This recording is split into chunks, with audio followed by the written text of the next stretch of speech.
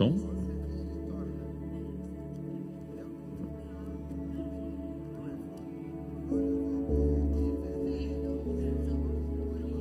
Ok, ci siamo. Buonasera, benvenuti. Ai pochi cristiani che ci sono per il momento, si vede che abbiamo molti ritardatari. Vi invito ad accomodarvi nei vostri posticini preferiti, che casualmente sono quelli nelle prime file. Vi invito ad appoggiare in tasca i vostri telefoni, ok? Prepariamoci al nostro culto, al nostro studio, alla nostra lode, adorazione. Ci siamo? Vedo poca gente convinta. Va bene. Comunque stasera continueremo il nostro percorso di studi con i nostri mentori.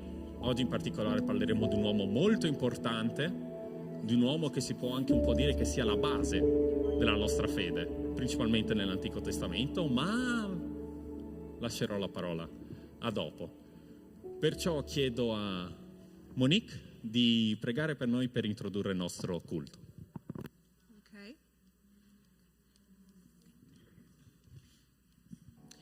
Ti chiedo, Signore, di condurci oggi nell'apprendimento della Tua parola, Padre.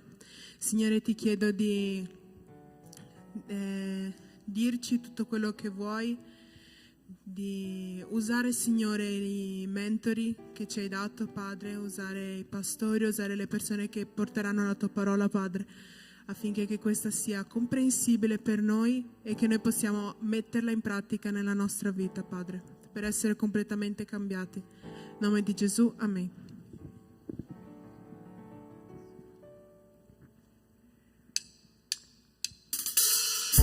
Possiamo alzarci in piedi per lodare il nostro Signore? Anche se siamo pochi, siamo molti, è un'altra canzone questa però.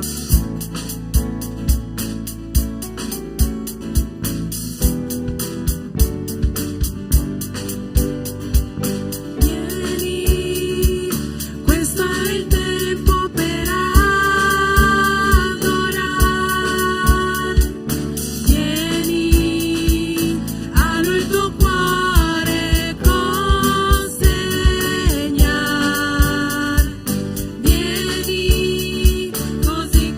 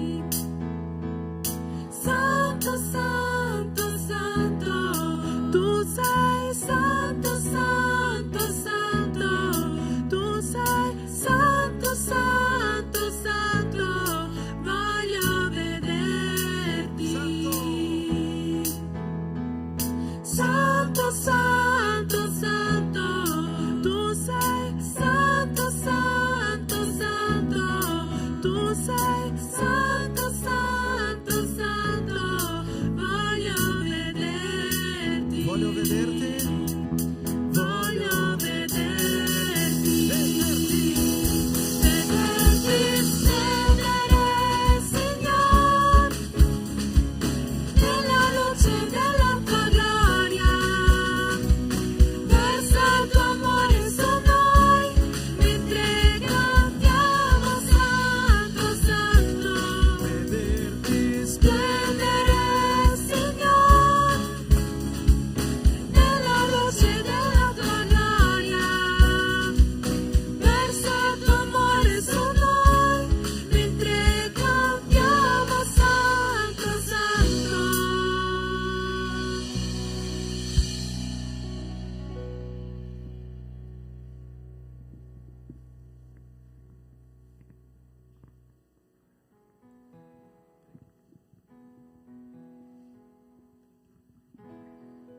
Possiamo fare una piccola preghiera prima di iniziare il nostro culto? Signore, grazie perché, come abbiamo noi cantato, Padre, tu sei santo, e sopra tu ogni cosa, Signore, tu sei santo e ancora sei santo. Padre, tu sei grande in ogni tempo e in ogni tempo, Padre, tu sei santo. Signore, vogliamo ricevere la tua parola, Padre, in questo momento. Noi siamo venuti qua non per essere spettatori, per scaldare la sedia, Padre, ma noi vogliamo essere partecipi attivamente del tuo piano, Padre. In nome di Gesù, amen. Potete sedervi.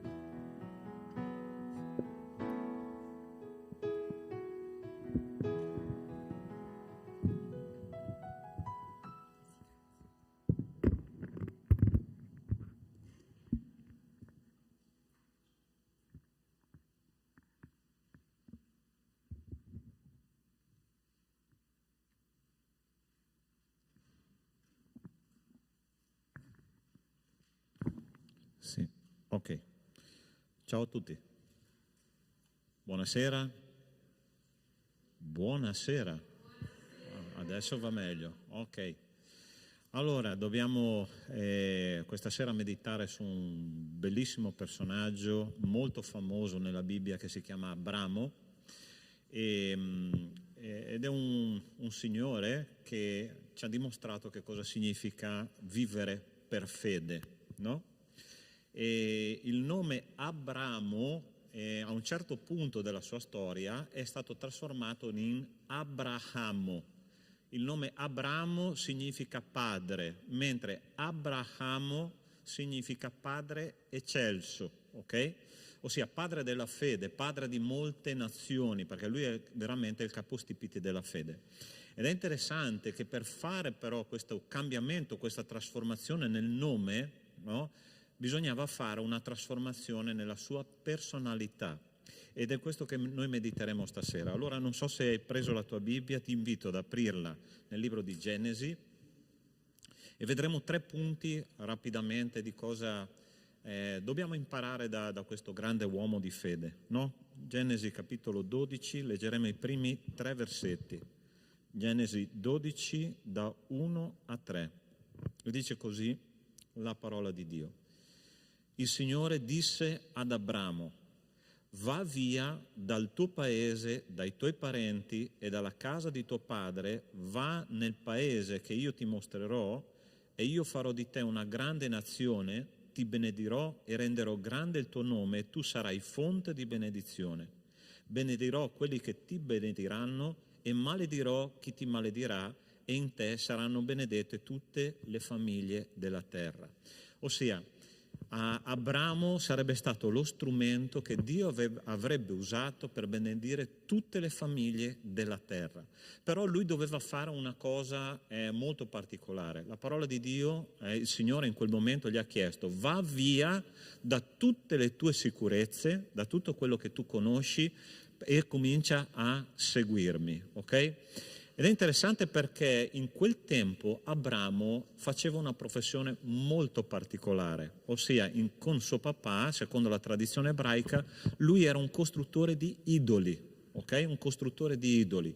E nella sua mente il Signore, creatore del cielo e della terra, era un Dio molto distante da lui, nell'idea che loro avevano di Dio, era un Dio seduto su una montagna, addormentato, totalmente disinteressato degli esseri umani. Ma quando Dio si è presentato a lui si è accorto che questo Dio era completamente diverso da quello che lui credeva. Ok?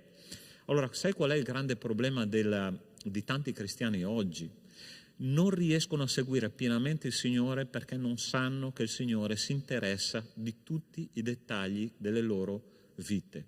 Ti posso assicurare che il Signore si interessa di ogni minimo dettaglio della tua vita e Lui vuole che tu sia una benedizione per il mondo, solo che c'è un particolare: perché tu possa diventare una benedizione per il mondo, tu devi lasciare tutte le tue sicurezze, tutto il tuo modo di pensare, tutto il tuo modo di agire e seguire il Signore. Una trasformazione deve avvenire nel mio e nel tuo cuore perché noi possiamo essere una benedizione. Questo è il primo punto che noi studiamo oggi. Tu sai quali sono le tue sicurezze, quali sono le tue convinzioni.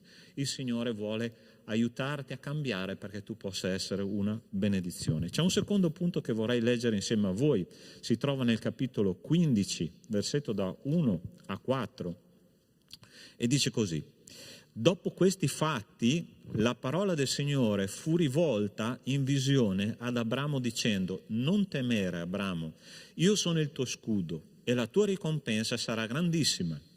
Abramo disse: Signore, Dio, che mi darai? Poiché io me ne vado senza figli e l'erede della mia casa è Eliezer di Damasco.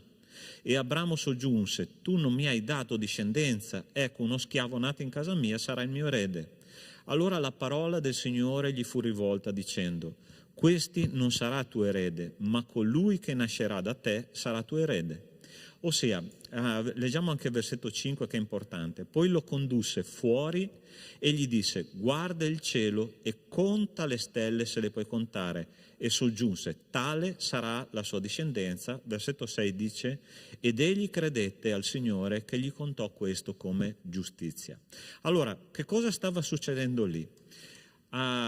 Il Signore gli aveva promesso di essere una benedizione e di essere padre di molte nazioni, però c'era un problema, che Abramo non riusciva ad avere un figlio perché aveva una moglie che era sterile e quindi a un certo punto, 25 anni dopo la promessa di un figlio, di una discendenza, arriva il Signore e gli dice: guarda che io confermo le mie promesse. E Abramo però era in crisi e gli ha detto: Signore, ma che padre di molte nazioni diventerò io se sono ancora non sono padre? Il mio erede sarà uno schiavo di casa mia, quindi è impossibile quello che tu dici. Però guardate che cosa fa il Signore a un certo punto: prende Abramo e lo porta fuori dalla sua tenda, ok? Perché? Perché la tenda gli impediva di vedere quello che Dio gli stava dicendo. Ossia, in una tenda tu puoi vedere la volta stellata, tu riesci a vederla dal tetto di casa tua. Se vai sul tetto sì, ma se sei lì e guardi il soffitto non riesci a vedere il cielo stellato. No, il Signore gli ha detto: guarda, vedi le stelle del cielo, saranno come la tua discendenza. Allora qua io imparo un principio fondamentale. Tu credi veramente che Dio può fare un miracolo attraverso la tua vita? Sì o no? Tu credi che Dio può fare? Sai perché tante volte noi non crediamo questo? Perché noi siamo convinti che Dio non ci userà. E invece il Signore dice: esci fuori dal tuo modo di pensare, esci fuori dai tuoi schemi, perché io voglio mostrarti che posso usarti e voglio usarti per fare un grande miracolo. Ed è interessante che un anno dopo che Gesù, il Signore, è andato a trovare Abramo ha avuto un figlio, quello che gli era stato promesso 25 anni prima. Il miracolo è successo, sì o no? Sì o no? È successo, sì? Allora, questo succede quando noi seguiamo il Signore con tutto il nostro cuore. Se noi lasciamo le nostre convinzioni, Dio può usarci anche per fare dei grandi miracoli attraverso la nostra vita. Punto numero 2. Terzo punto e ultimo, che è questo: non lasciare le promesse di Dio nei momenti di crisi. Allora torniamo indietro di un paio di capitoli, 3 capitoli, al capitolo 12, vediamo il versetto da 10 a 13, dice così: venne una carestia nel paese e Abramo scese in Egitto per soggiornarvi. perché la fame era grande nel paese. Come stava per entrare in Egitto, disse a Sarai, sua moglie: ecco, io so che tu sei una donna dal bello aspetto. Quando gli egiziani ti vedranno e diranno è sua moglie, essi mi uccideranno, ma a te lasceranno in vita. Di dunque che sei mia sorella, perché io sia trattato bene al motivo di te e la vita mi sia conservata per amore tuo. Adesso leggiamo il 13 da 1 a 4. Abramo dunque risalì dall'Egitto, qua siamo già oltre quello che lui ha fatto, ossia lui è già uscito dall'Egitto, e con la sua moglie, con tutto quel che possedeva e con Lot, andando verso la regione meridionale. Abramo era molto ricco di bestiame d'argento e d'oro e continuò il suo viaggio nel meridione fino a Betel, al luogo dove da principio era stata la sua tenda, fra Betel e Ai, al luogo dove era l'altare che egli aveva fatto prima, e lì Abramo invocò il nome del Signore. Vi invito a leggere tutto il capitolo, ma adesso, questa sera, impareremo una cosa molto semplice. In un momento di siccità, in un momento di crisi, Abramo ha abbandonato la terra promessa, ok? È andato in Egitto e che cosa è successo? Lì ha cominciato a dire una mezza verità, che in fine dei conti che cos'è una mezza verità? È una bugia a tutti gli effetti, no? E quasi succede un disastro. Quasi la casa del faraone viene distrutta per causa di questa mezza verità che lui ha detto. Tra parentesi, ragazzi, attenzione alle mezze verità. Le mezze verità sono delle bugie a tutti gli effetti e creano dei disastri, ok? Allora, lì Abramo, lui ha abbandonato le promesse di Dio nel momento di crisi. Posso dare un consiglio a voi che siete ragazzi? Io che con voi sono stato ragazzo tanto tempo fa, no? Quando non arriverà il ragazzo o la ragazza della vostra vita quando voi volete, sarà un momento di siccità, ma non abbandonate le promesse di Dio, perché l'uomo e la donna per voi che voi sognate c'è, basta aspettare i tempi di Dio. Non andate in un'altra terra, non scegliete un compagno o una compagna che non siano figli di Dio, perché già è un rischio grosso oggi tra due credenti. Immaginiamoci fra un credente e un non credente. Quindi, cari miei, non abbandonate la vostra terra promessa. Le promesse di Dio sono per voi, ma voi non dovete lasciarle se il tempo passa. È interessante, sai che cosa è successo quando Abramo è andato là in Egitto? Per un lungo tempo lui non è riuscito a adorare. Ha adorato Dio solo quando è tornato nella terra promessa, è tornato all'altare che prima aveva fatto, ok? E lì veramente lui ha invocato il Signore. Perché? Perché è tornato là dove c'era la promessa di Dio. Quindi aspetta i tempi di Dio. Arriverà un momento di siccità, arriverà un momento di carestia, arriverà un momento difficile nella nostra vita, arriva nella vita di ciascuno di noi, ma non lasciare le promesse di Dio, non uscire dalla Chiesa, andare a cercare qualcosa là fuori, perché fuori non è la tua terra promessa, là fuori è l'Egitto. Aspetta con fiducia le promesse di Dio. Questa è la vita di Abramo. Dobbiamo imparare dalle cose buone, quello che lui ha fatto, e anche dalle cose che lui ha sbagliato. Ok? Possiamo pregare prima di andare nelle nostre classi di studio? Signore nostro Dio, nostro Padre, c'è un tempo per ogni cosa, dice la tua parola. Un tempo per ridere, un tempo per piangere, un tempo per soffrire e un tempo per gioire dell'abbondanza. Signore, io ti chiedo che per i nostri ragazzi, Signore, loro possano, come Abramo, sempre rimanere, Signore, nella terra promessa, lasciare le proprie convinzioni e seguirti con tutto il loro cuore, perché tu li vuoi usare per un miracolo, Signore. Il miracolo di una vita ripiena di spirito. Te lo chiedo nel nome di Cristo Gesù. Amen. Amen. Ok, seguite i vostri leader nelle rispettive classi per lo studio.